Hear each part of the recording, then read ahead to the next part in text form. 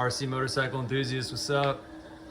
If you're getting into the hobby or considering the hobby, I thought I'd do a quick size comparison for what I think the two scales you should really consider, which is 1/8 and 1/5. So 1/8 is this Kyosho kit, that's the NSR 500, and it has actual leaning rider, and the front wheel is on a swing arm controlled by a servo that leans the bike. Great for small course driveway running. It's a brushed power system. You got to build the whole kit and paint it. And that's basically all RC motorcycles, but definitely the Kyosho. And if I'm, too long didn't watch, get the Kyosho. You gotta have this kit if you're gonna be in RC motorcycles. It's quintessential. From that though, in the center is the Scorpio X-Rider. And that's a 5th scale racing motorcycle. It's a little bit different design. You can see the rider is part of the polycarbonate body. The kit you can get online, full carbon fiber, and the entire body, the kit comes built. You just need to buy your own rim and tire, which is a one-piece rim and tire that you can get usually from the same seller. So you got to buy the kit, the rim and the tire, and then you got to buy the polycarbonate body. You don't have to run a polycarbonate body, but I think it obviously looks better and protects the motorcycle. It's actually got a front brake, unlike the Kyosho. You can see the carbon fiber disc right there. It's servo actuated with just a pull cable. And you're gonna have to do some tuning on your radio to sort of mix in the front brake with the engine braking. But when you do, you get fantastic braking out of this bike. And this bike right here in the center is so fast, wicked fast. And especially if, it's kind of unlimited. This has a brushless power system, and I'm only at 3100 kV. And it's still almost too fast for me.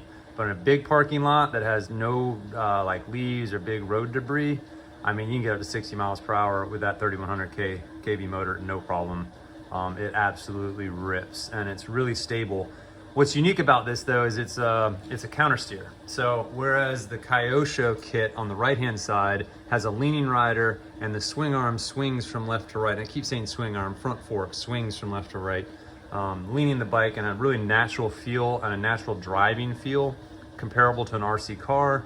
The counter steer bike, you sort of lean in, and then you have to balance the bike in the turn by applying opposite control input. For example, if the bike is coming in to make a left-hand turn, you're actually going to go left to initiate the turn, and then you got to give it right input to keep the bike from falling deep into a turn, which is sort of like a real motorcycle. What's really interesting though is when you spin the wheel right on the controller, the wheel on the bike actually moves left. So it's reverse. And that's because nothing on the bike can lean, so it's got to cause the bike itself to lean into the turn, and then physics takes over and the bike turns perfectly. So the 5th scale is really not a small course motorcycle. You can run it on a small course, especially once you get better with the controls, but it's really made for the big parking lot, the big racetrack, high speed, big sweeping turns. Whereas the Kyosho is really good on small track. And again, you can run it on a big track, you can get it set up for that, but that's where, again, I still think this is the better first model, and then get up into 5th scale. Unless you got a bunch of RC car experience, or you're just crazy like me, in which case just buy them both. The last thing I just want to put in there at the end is this super cool Nikko kit. And this came out, I want to say early 2000s. I don't actually know. It was before or right when 2.4 gigahertz was coming in, but this is still an old FM transmitter. I don't even know if it works. I have one of these kits I've had for a long time that I actually converted to modern radio with a modern servo.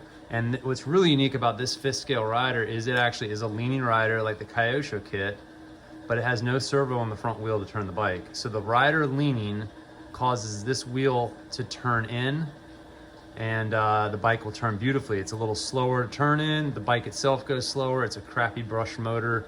The electronics on this are not high quality. The tires on this are not very sticky. So this is really just a, kind of cool drive around the parking lot sort of bike. It's really not set up hobby grade like these two are. Nonetheless, considering maybe doing something with this so I could enjoy it a little bit more, and not just have it be a garage shelf queen. We'll see, stay tuned for that. But if you're looking at these kits, this is a good size comparison again between the 5th and 8th scale.